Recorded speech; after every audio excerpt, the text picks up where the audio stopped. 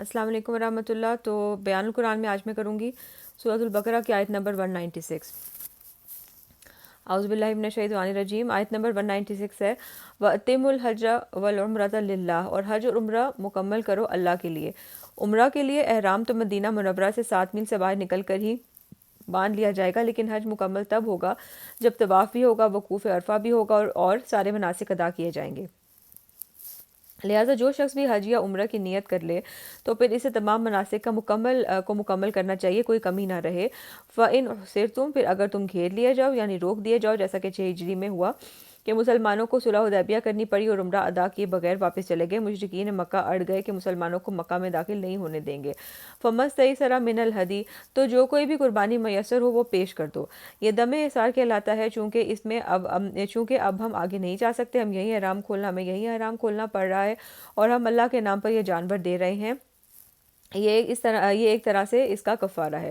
وَلَا تَحْلِقُوا رُؤُوسَكُمْ حَتَّى يَبْلُغَ الْهَدْيُ مَحِلَّهُ، اور اپنے سر اس وقت تک نہ مونڈو جب تک قربانی اپنی جگہ پر نہ پہنچ جائے، یعنی جہاں جا کر قربانی کا جانور ذبح ہونا ہے وہاں پہنچ نہ جائے۔ اگر آپ کو حج یا عمرہ سے روک دیا گیا ہے اور آپ قربانی کے جانور آگے بیچ دیے ہیں تو آپ کو روکنے والے ان جانوروں کو نہیں روکیں گے، اس لیے کہ ان کا گوشت تو انہیں ہی کھانے کو ملے گا۔ اب اندازہ کر لیا جائے کہ اتنا وقت گزر گیا ہے کہ قربانی کا جانور اپنے مقام پر پہنچ گیا ہوگا۔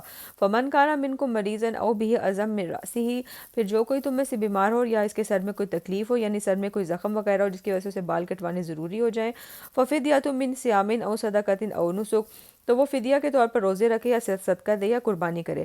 اگر اس ہدی کے جانور کے کعبہ پہنچنے سے پہلے تم نے اپنے بال کاٹنے پڑے تو فدیہ ادا کرنا ہوگا، یعنی ایک کمی جو رہ گئی ہے اس کی تلافی کے لیے کفارہ ادا کرنا ہوگا۔ اس کفارے کی 3 صورتیں بیان ہوئی ہیں: روزے یا صدقہ یا قربانی۔ اس کی وضاحت حدیث سے ہوتی ہے یا تو 3 دن کے روزے رکھے جائیں یا 6 مسکینوں کو کھانا کھلایا جائے یا کم از کم ایک بکری کی قربانی دی جائے۔ پھر اس کے بعد ہے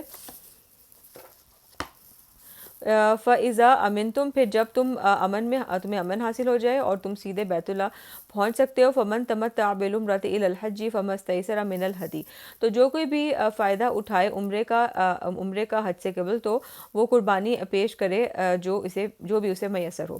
رسول اللہ صلی اللہ علیہ وسلم کی بعثت سے پہلے اہل عرب کے ہاں ایک سفر میں حج اور عمرہ دونوں کرنا بڑا گناہ سمجھا جاتا تھا، ان کے نزدیک یہ کعبہ کی توہین تھی۔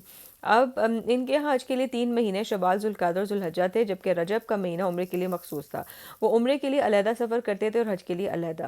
یہ بات حدود حرم میں رہنے والوں کے لیے تو آسان تھی، لیکن امت تو پوری دنیا میں پھیلنا تھا اور دور دراز سے سفر کر کے آنے والے لوگوں کے لیے مشقت بہت بڑی تھی۔ لہٰذا شریعت محمدی صلی اللہ علیہ وسلم میں لوگوں کے لیے جہاں اور آسانیاں پیدا کی گئی ہیں وہاں حج اور عمرہ کے ضمن میں بھی آسانی پیدا کی گئی ہے کہ ایک ہی سفر میں حج اور عمرہ دونوں کیے جا سکتے ہیں۔ اس کی 2 صورتیں ہیں: ایک یہ کہ پہلے عمرہ کر کے احرام کھول دیا جائے اور پھر 8ویں ذوالحجہ کو احرام باندھ کر دوبارہ سے باندھ لیا جائے، یہ حج تمتع کہلاتا ہے۔